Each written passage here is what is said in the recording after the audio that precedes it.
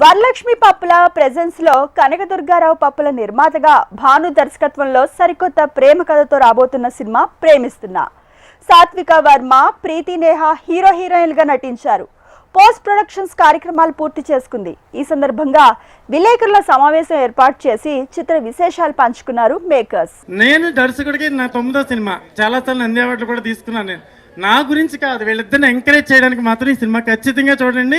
మీకు మనస్ఫూర్తిగా నచ్చుద్ది. బిగినింగ్ ఖచ్చితంగా మిస్ అవ్వద్దు. మీరు బిగినింగ్ మిస్ అయ్యారా సినిమా మీరు చాలా ఇబ్బంది పడతారు.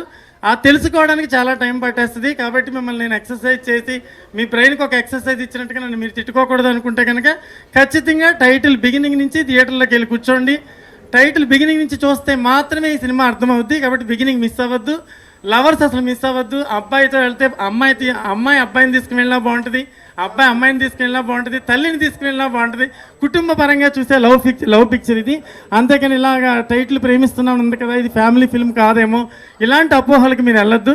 ఇంక దుర్గారావు గారికి థ్యాంక్స్ చెప్తున్నాను.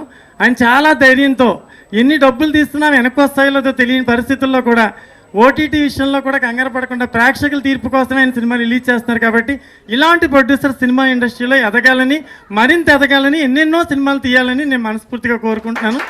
మీరందరూ ఖచ్చితంగా ఈ సినిమా చూసి ఖచ్చితంగా మీరు ఎంకరేజ్ చేయండి. మీకు మనస్ఫూర్తిగా నచ్చుద్ది. ఎవరి గురించి మర్చిపోయింటే క్షమించండి. ఫస్ట్ మా అమ్మకి, నాన్నకి, ఇంకా అన్నయ్యకి థ్యాంక్స్ చెప్పాలి. ఎప్పుడు సపోర్ట్ చేస్తూ ఎంకరేజ్ చేస్తూ ఉండేవాళ్ళు. ఇప్పుడు ఇక్కడ ఉన్నా అంటే అది వాళ్ళ వల్లే. And I hope they are proud of me. And మా డైరెక్టర్ సార్కి ఫస్ట్ చాలా థ్యాంక్స్ చెప్పాలి.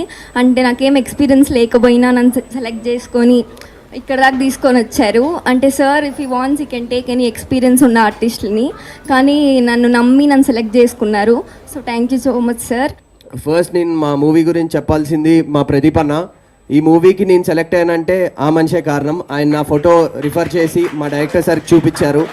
చూపించిన తర్వాత నేను ఆడిషన్కి వెళ్ళాను, అందరినీ కలిశాను. డైరెక్టర్ సార్ లుక్ టెస్ట్ చేసుకున్నారు, అంతా అయిపోయింది. కానీ నాకు స్టోరీ తెలీదు. కానీ నేనైతే మూవీ చేయాలా వద్దా అనే ఇదిలోనే ఉన్నాను. అప్పటికి మెయిన్ లీడ్గా, అంటే ఫస్ట్ టైం మెయిన్ లీడ్గా చైల్డ్ ఆర్టిస్ట్ నుంచి వస్తున్నాను. అంటే నాకు కొంచెం గ్యాప్ కూడా లేదు. రీసెంట్గా కూడా నేను చాలా మూవీస్లో కనిపిస్తూనే ఉన్నాను. చాలామంది చెప్పారు నీకు కొంచెం గ్యాప్ తీసుకుని అప్పుడు మెయిన్ లీడ్ కింద ఎంటర్ అయితే కరెక్ట్ ఏమో అని చెప్పి. అదంతా నేను డైరెక్టర్ సార్కి ఎక్స్ప్లెయిన్ చేశాను. కానీ ఆయన నాకు ఇచ్చిన ఆన్సర్ ఏంటంటే, ఈ స్టోరీ ప్రకారంగా ఈ క్యారెక్టర్ అనేది కరెక్ట్గా నా ఏజ్కి సంబంధించింది, నా ఏజ్లో జరిగే స్టోరీ. సో ఇలాంటి స్టోరీ ఇప్పుడు చేస్తేనే కరెక్ట్. ఇది ఆయన నన్ను మెయిన్ లీడ్గా హీరో కింద పెట్టి తీస్తా అన్న సినిమా కాదు. యాజ్ అ మెయిన్ లీడ్గా ఫస్ట్ నుంచి లాస్ట్ దాకా ఎమోషన్ని నేను క్యారీ చేయగలుగుతా అని నమ్మి నాకు ఈ సినిమాని అప్పచెప్పారు.